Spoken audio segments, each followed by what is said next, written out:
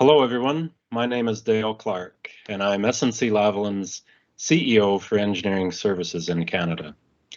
I'm so pleased to be here today to not only moderate such an important and timely discussion for our industry, but to also have the opportunity to represent the SNC-Lavalin of the future, who we really are today. And that is a Canadian global champion with a 100-plus-year-old history that has firmly put the past behind it and is focused squarely on its purpose, to engineer a better future for the planet and its people. And on behalf of my colleagues, I'd like to thank the organizers of the C2P3 conference for bringing us all together. The conference has also always been a catalyst for improvement in how the public and private sectors work together on major projects. For SNC-Lavalin, we've delivered traditional P3 projects in Canada and around the world for many years. And from that experience, we know the immense effort it takes from all parties to achieve success. That experience led our company in 2019 to formally exit the lump sum turnkey contracting model that typically characterizes P3 contracts. And like many others at this conference, to be supportive of new collaborative risk cap delivery models being utilized by governments here in Canada and around the world. These new approaches place an emphasis on partnerships that require a culture of collaboration, transparency, and effective management of key risks. In essence, we view these new risk-capped, risk-sharing models to be more equitable for all parties involved. And let's face it, we'd all like to see the future of major projects characterized by having less time invested in dispute resolution and more time invested in innovative ways to ensure benefits for all stakeholders. With this being said, SNC-Lavalin is still very much a company engaged in delivering major projects, and by definition pursuing P3 opportunities. We can be involved in all the component parts of a major project, such as project and construction management, design and engineering, consulting, advisory, and environmental services, delivering O&M services in end markets that can be bundled with financing solutions where our clients are seeking P3 style and performance-based solutions. Or we can act as an integrator of all these capabilities across the life cycle of a project, but simply not in a lump sum turnkey fixed price model.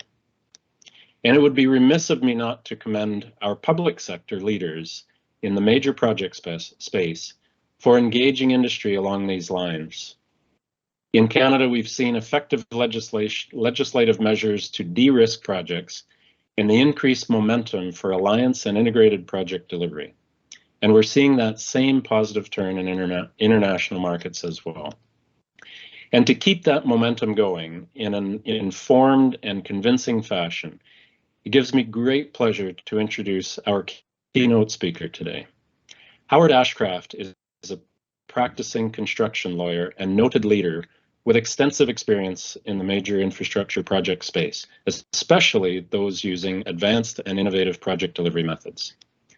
In addition to his professional practice, Howard is an adjunct professor of civil and environmental engineering at Stanford University and an associate fellow of the Said Business School at Oxford University. He literally wrote the book on the theory and recommended practices for collaborative project delivery approaches, such as integrated project delivery and in integrating technology with project delivery. He, with his Hanson Bridgett team, has structured hundreds of collaborative projects and has used these experiences to evolve advanced project delivery. Many of the key publications and texts for IPD were authored or co-authored by Howard. After Howard's remarks, I'll join him for a few minutes of conversation that digs a bit deeper into some of the key highlights from his remarks.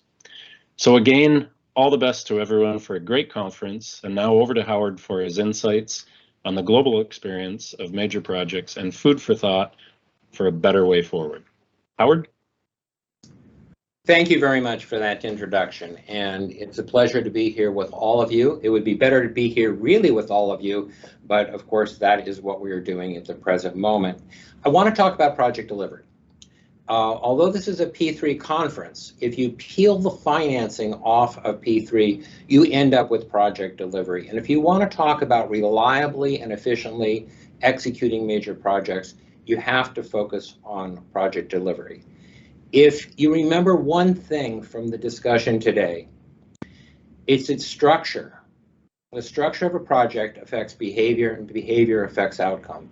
You have to start at those basics if you actually want to get there.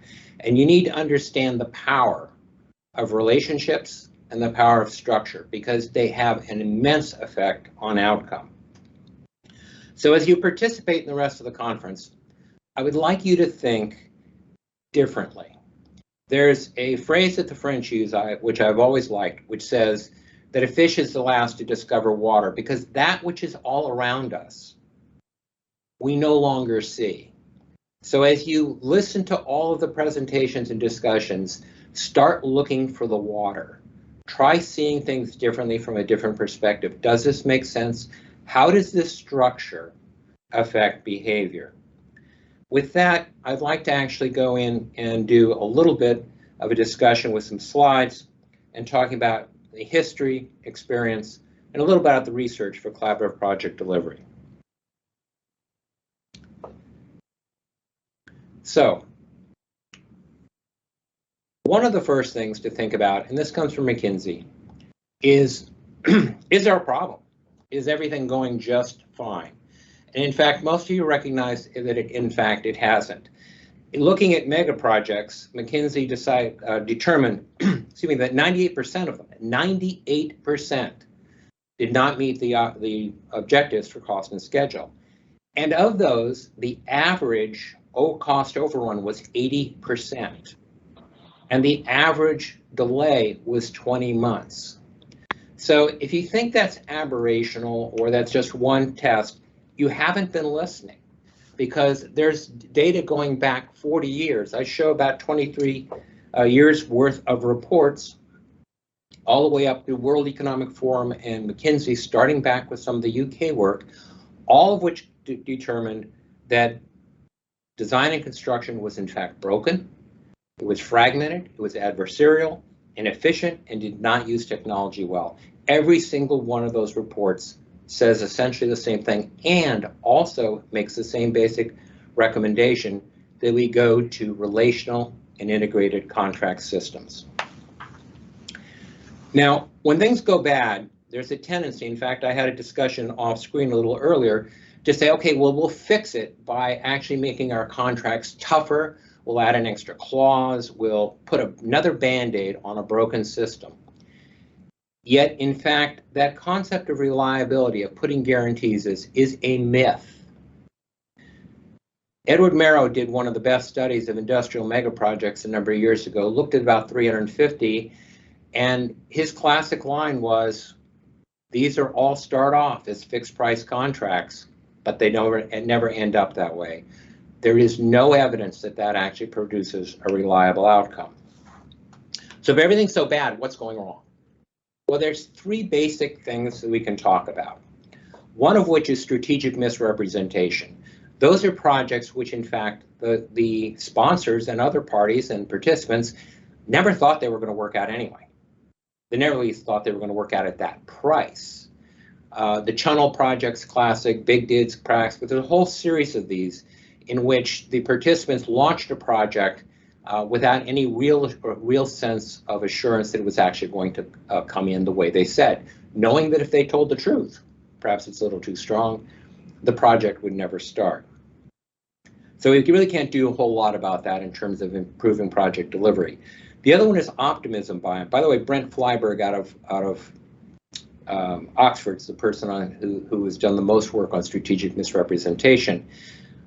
Optimism bias is that when we all start projects, we all think they're going to go well. And in fact, what we find is that there is a tendency, which can get tied into strategic misrepresentation, to essentially believe that the outcome will be better than it really will. Daniel Kahneman, the Nobel Prize winner, a lot of the folks dealing with social psychology and behavioral economics have done a lot of work on this area. they can tend to lead us in the wrong direction. But what I really want to focus on is the third leg, which is structure. How we put these projects together, because we can control that. So let's go back to basics a little bit. What can we do to make project delivery better? Well, it's really only about 4 levers you can throw. One is you can change the tools. And you know, a nail gun is a heck of a lot better than a hammer. A BIM is better than drawing with a pencil. There's a lot of things we can do in tools which actually improve project performance. But if you stopped and thought about it, since we can buy those, we would have bought ourselves out of this problem if it was a tool problem. Tools are important, but they're not the solution. We can look at workflow. And workflow actually also helps, whether you're talking about lean processes or you're talking about advanced work packaging or any of the other systems that have been developed to try to be more efficient in how we actually execute work.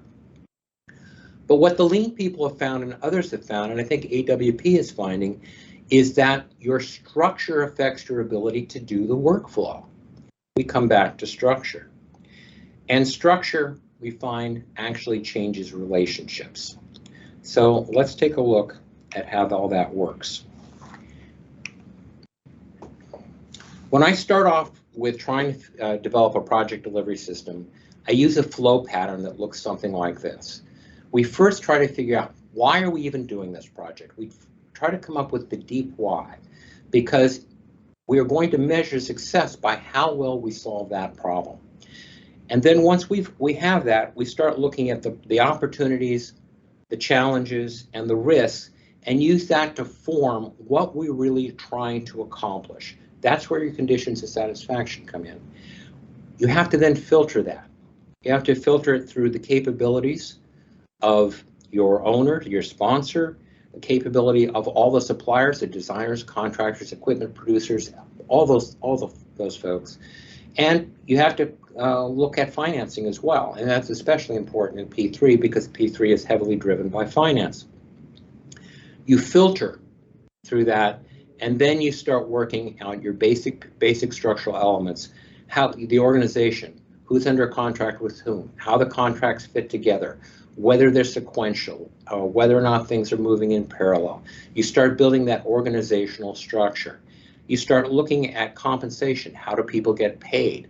Do these systems make sense? There was discussion about fixed price. Fixed price can be pretty corrosive. And so we have to talk about how we actually manage those. We look at governance. How are decisions made on this project? And we look at risk allocation. We then, from that system, loop back and say, have we created a system which removes dysfunctions? Have we created a system which incentivizes performance? And if we haven't, we then iterate through and actually try to get there. Generally, when I do this on a complex project, I end up in some form of collaborative project delivery. It may be integrated project delivery, it often is, but not always. I have a large project now, excess of $1 billion, in which I don't believe the capabilities of one of the parties are such that we can do that. But you look at all these pieces, put them together to get your structure correct. And then you think about the relationships. Back in the 70s, a lot of work was done on what's known as relational contracting. I'm not going to get into it too deeply here, but the important part about relational contracting is what the researchers found is that what drove success on projects was very different from what most lawyers thought drove success and what most judges thought drove success. It was based on the relationships of the parties. And if those relationships were very strong, I'll give you an example of something that will undermine it in a moment. When those relationship factors are strong, the power of that relationship will keep the project moving even in adversity. It creates what I call the zone of resilience, where in fact the relationship is so important to the parties that in fact they will work on a project, perhaps even against their interest, to bring it successfully to completion. Give you an example. If you're working a large portion of your business is working for a large major client that has multiple projects, something goes wrong on a project, do you immediately go into a legal battle, or do you think, I actually want to work on those other projects, let's work this out. And in fact, that's what happens in a relational mode. We work things out. By the way, on those IPD projects we've put together, we've only had one project even go into any form of dispute over about 150, 170 projects. So it really does work. So when you think about the relationships, you start off by removing the structural dysfunctions. I'll give you an example.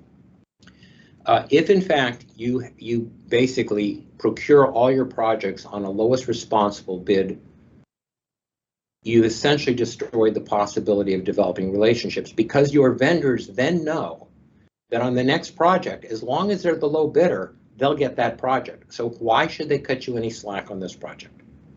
You've destroyed the relationship by a structure you've created. So you remove the dysfunctions, you increase reinforce the structural relationships. Tying profits together on project outcome, for instance, strengthens relationships. Using co-location strengthens relationships. There's a series of things you can do that will strengthen the relationships. Then you make it contractual. A lot of people say, let's just collaborate on top of traditional contracts.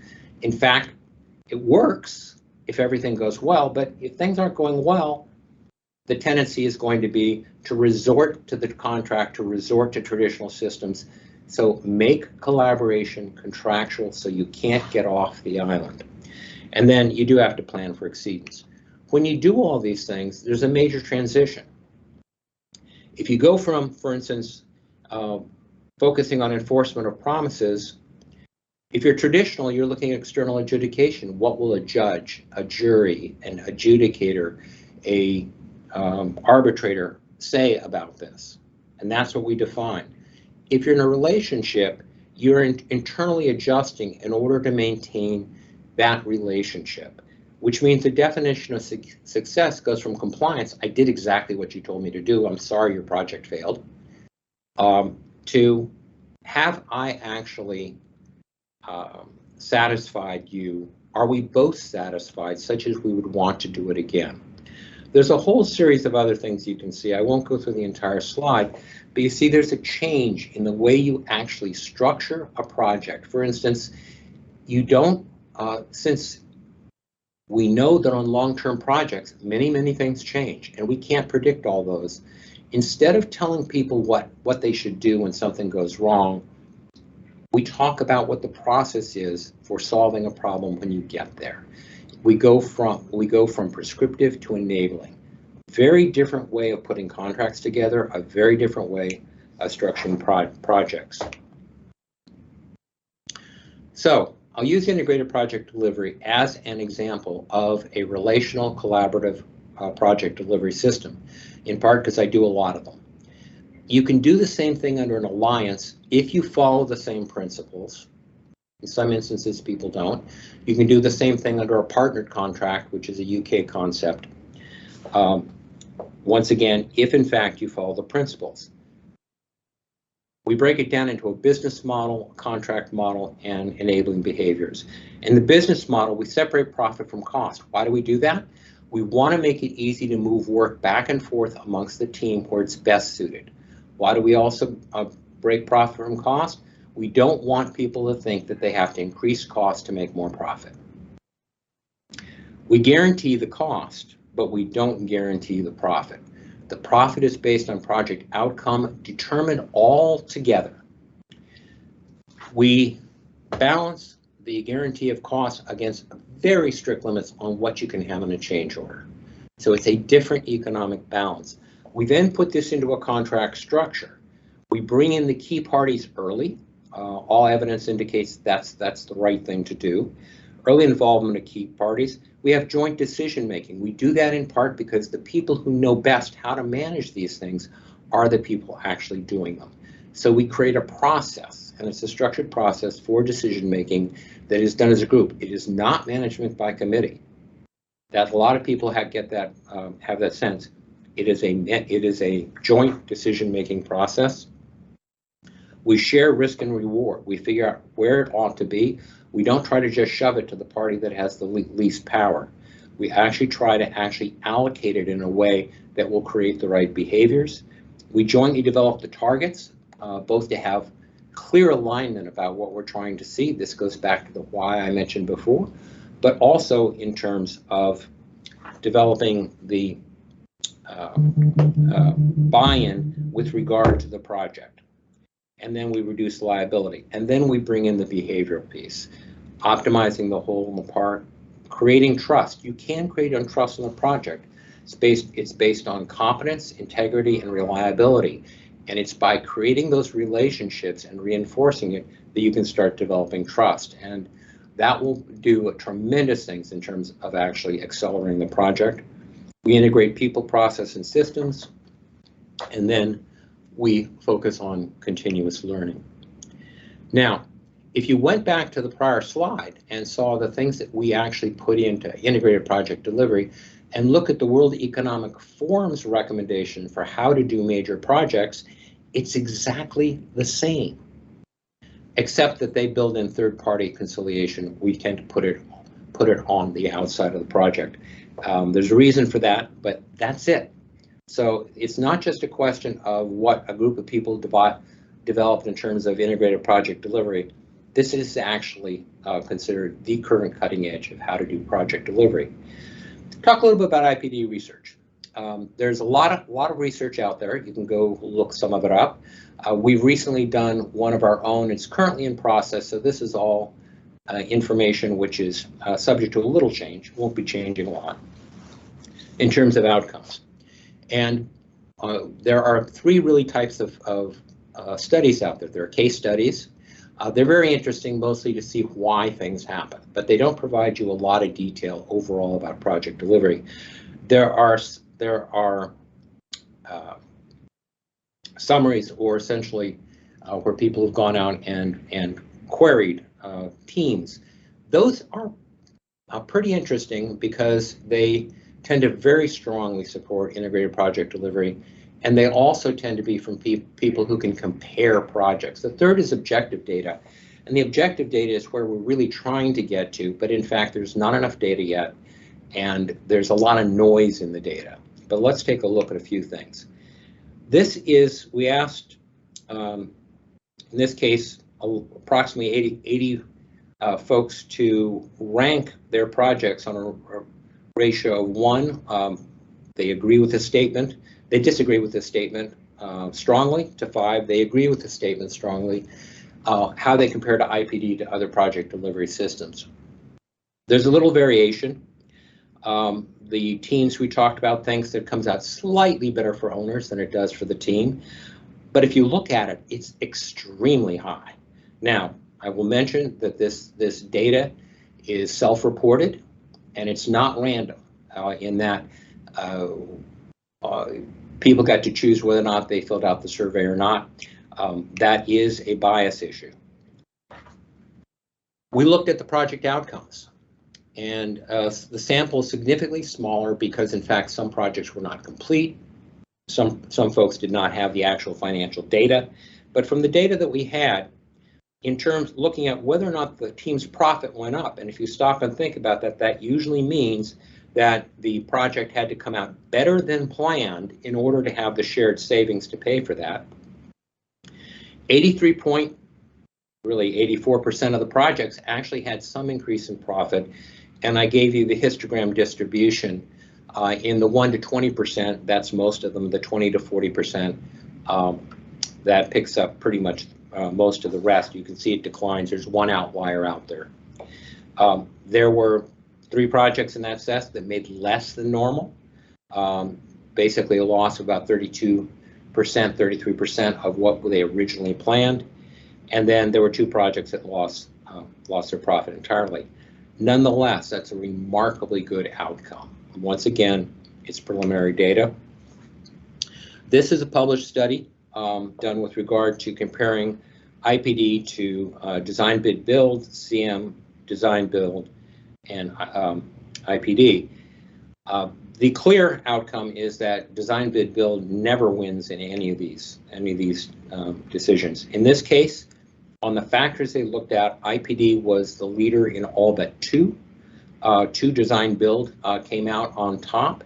Not all of these had high levels of statistical certainty, but nonetheless, it gives you some sense of where the trend is in project delivery. Certainly, IPD is doing very well compared to other project delivery systems. This is also from our survey. My favorite quote out of that is the person who said, "It's ruined other projects for me. Every other way of doing business seems like punishment now." And that's one of the things that gets left out in a lot of the surveys. Most people report that these projects are a lot more fun. They're the kind of projects they want to do.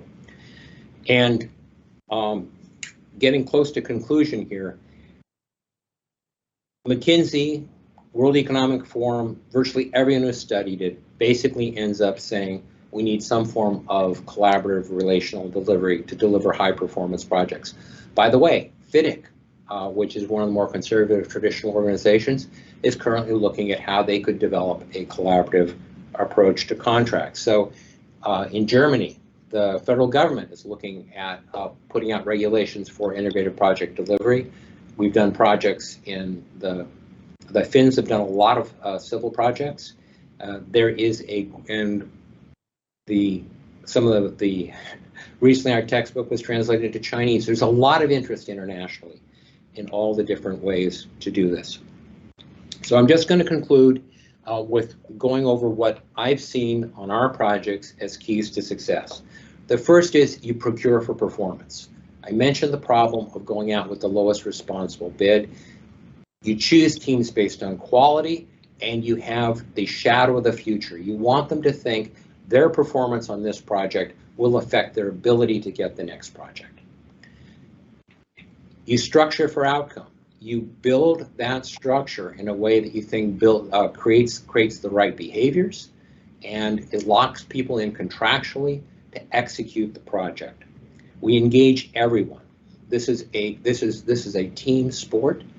We do not basically just only focus on the top level. A lot of early alliances focused on the top level. It's the drive down to the workforce that actually, in the work phase, that actually matters. We reinforce the relationships. I talked about co-location. I talked about tying profits together. I talked about working on alignment. We talk about onboarding. We really work on building the team relationship. We're trying to create a virtual organization aligned around the project. We create transparency. We require transparency. Transparency means everyone knows what's going on. It's much more efficient than figuring out after the fact what went wrong. We support dialogue, and by dialogue I mean constructive discussion between parties as to how to make the project go better. We also focus a lot on integrating information and management and dashboards, and we validate the basic project principles. We validate the cost, we validate the schedule, we validate the profit. We put a lot of effort into defining that in order to make sure that the team is entirely aligned, entirely bought in. And so those we've seen on the projects that are highly successful basically hit most of those keys. So with that, see if there are any questions. Thanks, Howard. That was incredible. Just one quick one, I think, because we don't have too much time here. You said at the very beginning, remember one thing. So as a good, perhaps student of your in one of your classes, I wrote that down. You said structure affects behavior and behavior affects outcome. I'm just curious, just a quick comment on how best do owners teams approach this kind of shift from maybe more process oriented to outcome orientation on major projects? Yeah, when I talk to owners, I tell them this is like a high performance sports car. You have to drive it. Owners have to be involved in these kinds of projects, and they have to view themselves as part of the team. By the way, that's one of the advantages, because that allows them to get what they want out of the project. But they have to lead. Owner has to basically be transparent. An owner actually has to show that they trust, and the owner has to engage with the team. And if they do that, they can lead the team. We had a large semiconductor project. Don't take these numbers too much at heart because they're huge. But we did the first half of the project semiconductor plant traditionally and did the second half of that project as an IPD project. And the owner led the shift, not the team. And that the cost on the second half was 40% lower than the first half, 41% actually. And the teams made twice the profit. Initially, they did not trust the owner, but as the owner showed that it could be trusted and it engaged with the team, it built the trust. Well, that's it looks like our time's up, unfortunately, Howard, because I think we could go on chatting with you for another 30 minutes on this. It's been really, really interesting. So thanks so much for your remarks today. You've given us all, I think, a lot to think about. And I just wanted to do just one final plug about net zero. And I just encourage all of you to consult our engineering net zero paper, which is our blueprint of how we propose to get us to the finish line, helping clients achieve their targets. And those documents are accessible in the SNC-Lavalin virtual kiosk. So thank you again, Howard. Thank you to the organizers and everyone, and wish you all to have a great conference. Thank you. Thank you, and a great conference.